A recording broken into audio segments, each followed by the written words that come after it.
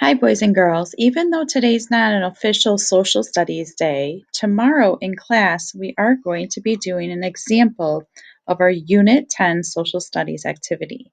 So, in order to be ready to discuss our topic called the Proclamation of 1763, I would like you to read and follow along in your History Alive books on page 105 and just be ready to discuss and really understand what the Proclamation of 1763 was all about.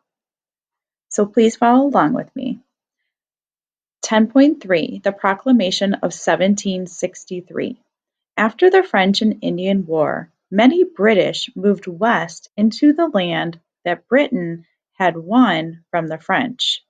Native Americans were afraid that this movement of settlers would destroy their way of life. Some of them tried to drive the settlers away by attacking their forts and houses. In 1763, nearly 2,000 settlers died because of the fighting. The stop to stop the fighting and to protest the colonists, Britain announced a new law called the Proclamation of 1763.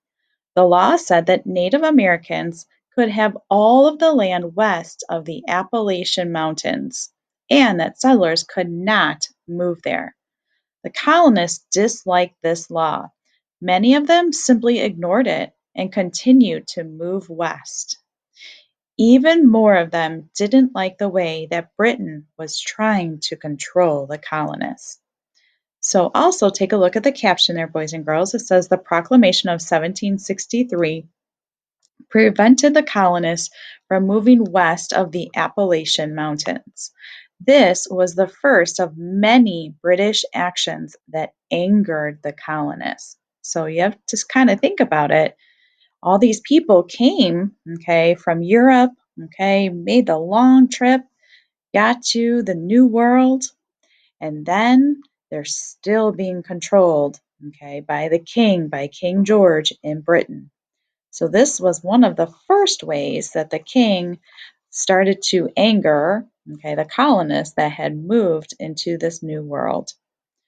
All right, and last but not least, on page 105, boys and girls, you can take a look at that map. But in order to really understand that map, you need to look at that map key to understand what North America in 1763 was like. So we can see the orange was claimed by Spain, and the yellow was land that was claimed by Britain.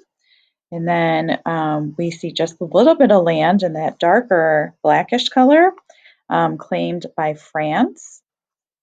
And then we see a pinkish color that's claimed by Russia, Spain, and Britain. Okay, so more than one country was claiming that was their territory. And then, of course, you see the yellow with the stripe, and that is the 13 colonies. Okay, those are the colonies, the New England colonies, the middle colonies, and southern colonies that we studied in one of our previous units. And then you see the most important part of this map, okay, is showing that proclamation line of 1763.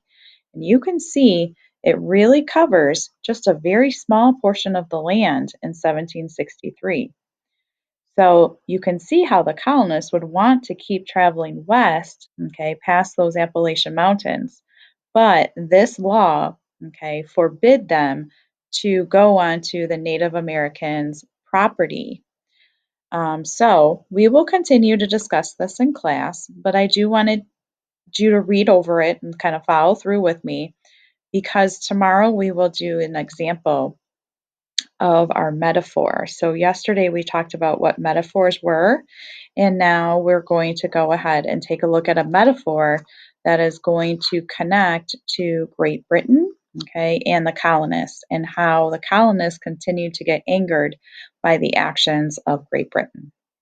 All right, we will continue discussing tomorrow. Thanks, boys and girls.